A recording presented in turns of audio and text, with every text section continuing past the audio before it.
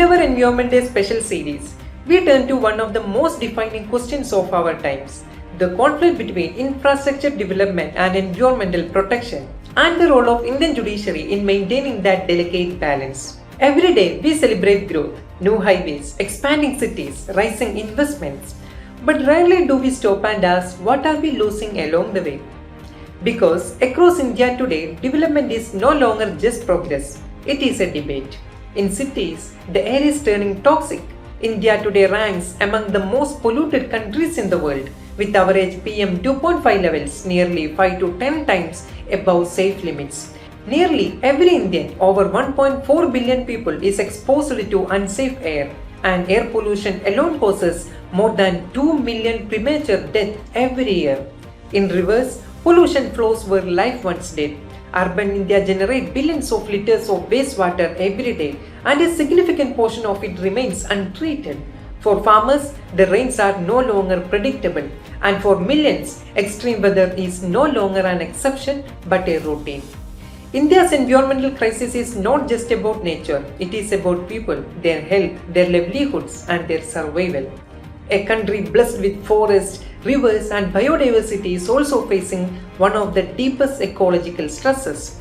The Indo-Gangetic plains, home to nearly 40% of India's population, continue to record some of the worst air quality levels globally.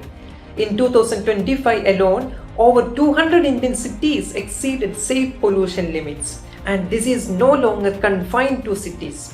Studies show pollution levels in this region have risen by over 20% in the last decade, with even the Himalayan region no longer insulated.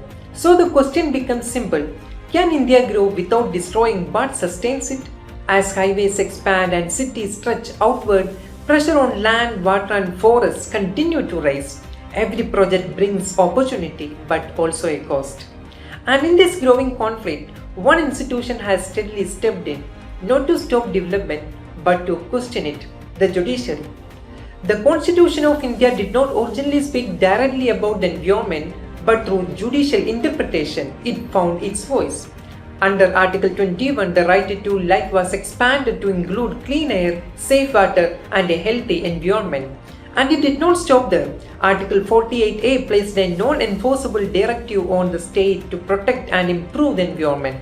Article 51A clause G made it a duty of every citizen to safeguard nature. Together, they changed the perception of environmental protection towards a shared constitutional responsibility.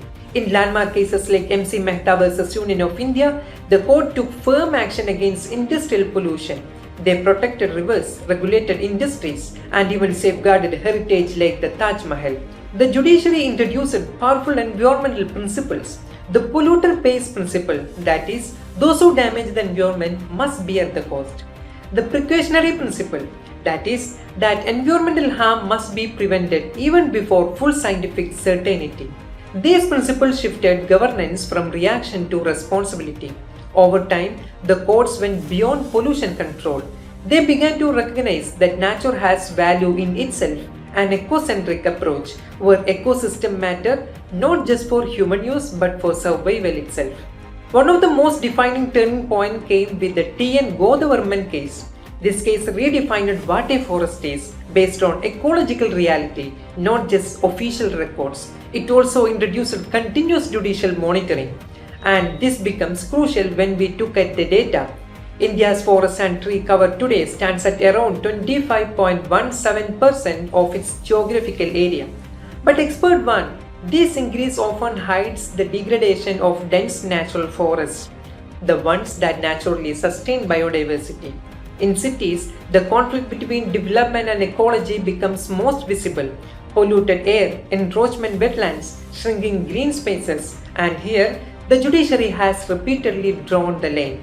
In the Taj Trapezium case, industries were relocated to protect the Taj Mahal from pollution. In Tata Housing vs. Alok Jagga, construction near a wildlife sanctuary was halted, upholding the public trust doctrine. In Hinjlal Tiwari vs. Kamala Devi, ponds and wetlands were protected because they are not vacant lands, they are ecological assets. These rulings make one thing clear: urbanization cannot be unregulated and ecology cannot be ignored. Beyond judicial intervention, India also has a strong environmental legal framework.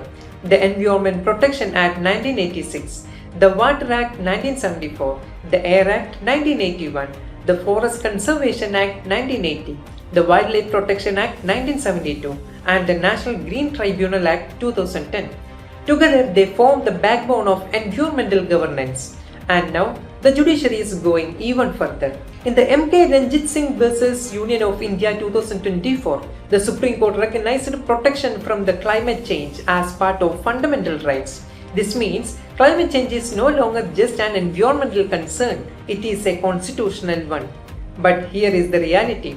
Laws exist, judgment exists, implementation is where the struggle begins. Enforcement gaps, limited institutional capacity, and delays in justice. And the scale of the problem remains massive. Out of more than 1,700 polluted cities and towns in India, only a fraction are covered under active clean air action plans. Meanwhile, climate risks continue to rise through heat waves, floods, and erratic rainfall. So where does that leave us? With a judiciary that can guide, question, and intervene, but cannot act alone. Because when rivers die, rights don't survive. When forests fall, disasters rise. Development without ecology is not progress, it is a damage, delayed. The future of India will not be decided by how fast we grow, but how wisely we choose to protect.